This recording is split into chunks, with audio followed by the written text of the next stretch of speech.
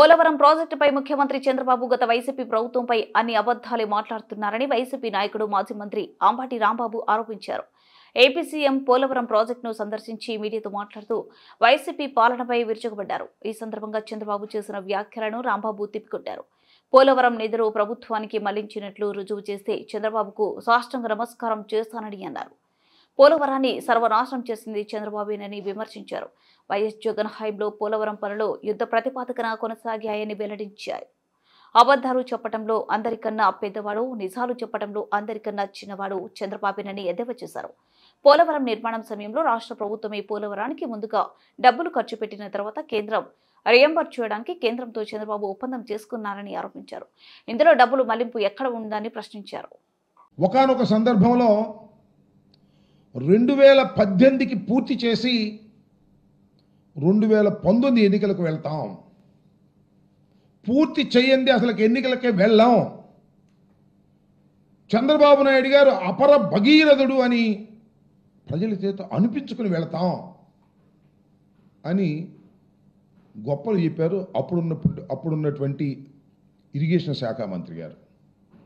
సరే, మళ్ళా ఇప్పుడు ఆయనకు అవకాశం వచ్చింది చంద్రబాబు నాయుడు గారికి.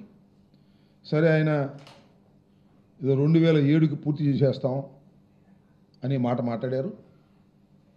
సరే, ఆయన మేము ఇప్పుడు పూర్తి చేస్తాం, అది చేస్తాం, ఇది చేస్తాం అని ఆయన గొప్పలు చెప్పుకుంటే అది వేరే అంశం. కానీ జగన్మోహన్ రెడ్డి గారి ప్రభుత్వం మీద బురదలేటటువంటి కార్యక్రమాలు అవకాశం దొరికినప్పుడల్లా చేస్తున్నారు. దానిలో కూడా ఈ పోలవరాన్ని ఉపయోగించుకొని అనేక సందర్భాల్లో చంద్రబాబు నాయుడు గారు మాట్లాడుతున్నారు.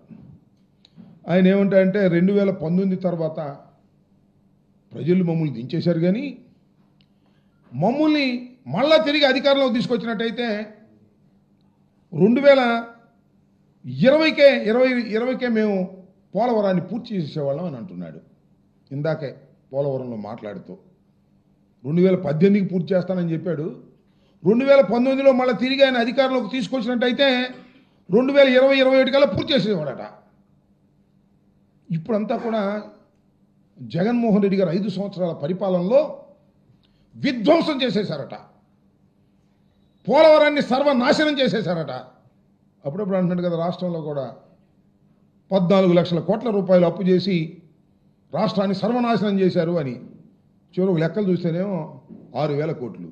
పచ్చి అబద్ధాలు, పచ్చి అసత్యాలు చెప్పి జగన్మోహన్ రెడ్డి గారి మీద బురదలాలనేటువంటి కార్యక్రమాన్ని చేస్తున్నారు. అదే పద్ధతిని ఇవాళ చంద్రబాబు నాయుడు గారు పోలవరంలో కూడా అదే పద్ధతిని అనుసరిస్తూ ఉన్నారు.